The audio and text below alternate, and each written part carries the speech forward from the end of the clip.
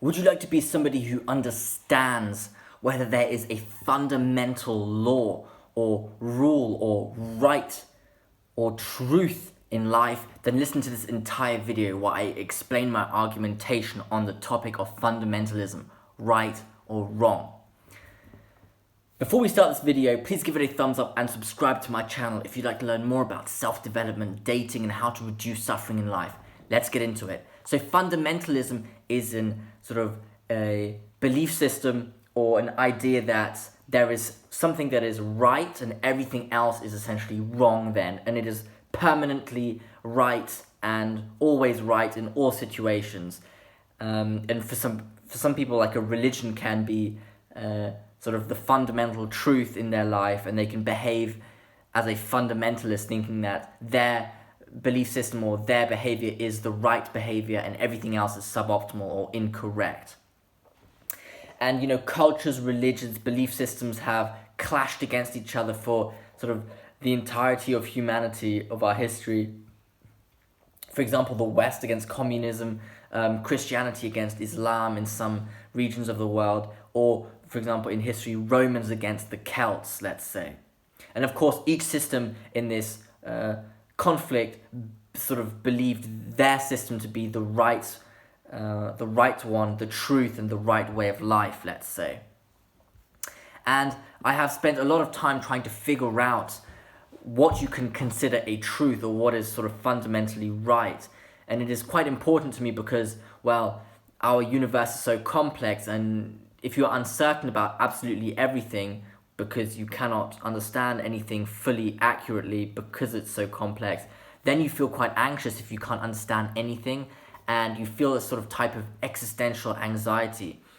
And this can manifest itself, for example, in decision making, because I like to sort of behave relatively optimally and take optimal decisions and choices. However, if you don't know all the variables that might affect the choice or the inputs, well, that's quite frightening, because you think, okay, what am I missing out in my decision? Why am I taking a suboptimal decision? That's quite anxiety-provoking, let's say.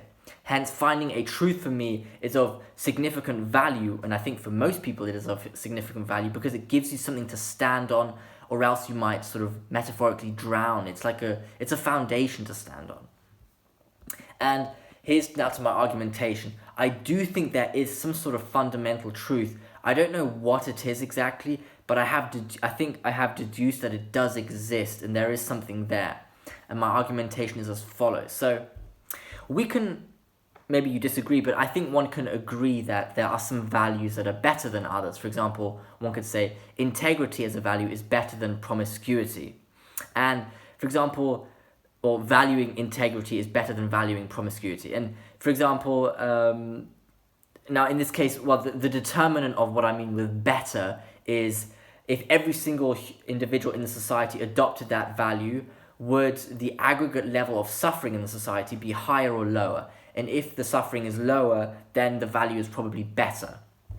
And here, this is why integrity would be better than promiscuity. Yeah. And the simple fact that, here's the punchline, the simple fact that one of these values is better than the other means there is some sort of a scale between bad and good, or good and suboptimal, let's say. And the existence of this scale proves that there must be some kind of value that is of highest value, that is must be better than all other values on this scale. If bad is here and good is on this side, there must be some value that is essentially lying at the highest sort of possible value of good. And it's the simple fact that one value can be comparatively better than the other, which sets up this sort of, there must be some sort of law, some sort of thing governing the universe, that if you abide by it, then something positive happens, and if you deny it or go against it, then something unwanted happens, let's say. So there must be some sort of fundamental system or law that dictates what is better, and if you follow the law, then you somehow benefit from it. And I like to sort of explain this example with a compass. The fact that a compass works, the dial or the arrow sort of tracks a magnetic field, means that there is some magnetic field which has a core, and this core is dragging or sort of pulling everything towards it, so to say. I'm not a physicist, or I don't really know the details of it, but it's sort of the idea that there is some core in the middle and everything is directing towards it, let's say. Just because the core is there and the compass works means there is a core there. Because as you walk around with the compass, the dial, the arrow will always point to this core, and no matter where you move, it'll point to it. And it's exactly the same as no matter where you go, if you follow some sort of value that's better than another, it'll benefit you wherever you are, let's say, because this law is sort of, it's fundamental. That's sort of the definition of it. It is optimal wherever, and always optimal and permanently optimal, let's say.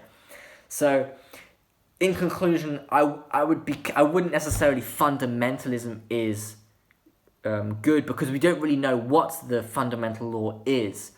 So that doesn't really help you choose the fundamental sort of belief system. But it's an idea that you can grow or like spar with if you want. The fact that there must be a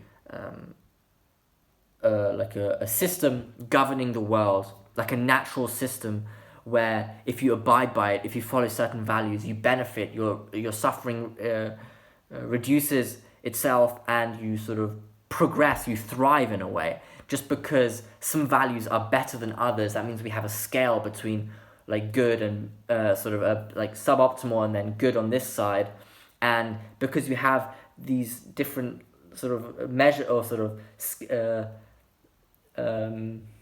different values essentially, and they're comparatively higher than another, that means there's some sort of direction in the scale, and you can go higher and higher and higher until you eventually find the value that is of highest value, or should be most prioritized, let's say.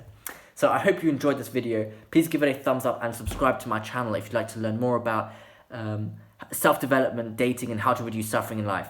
Thank you for listening.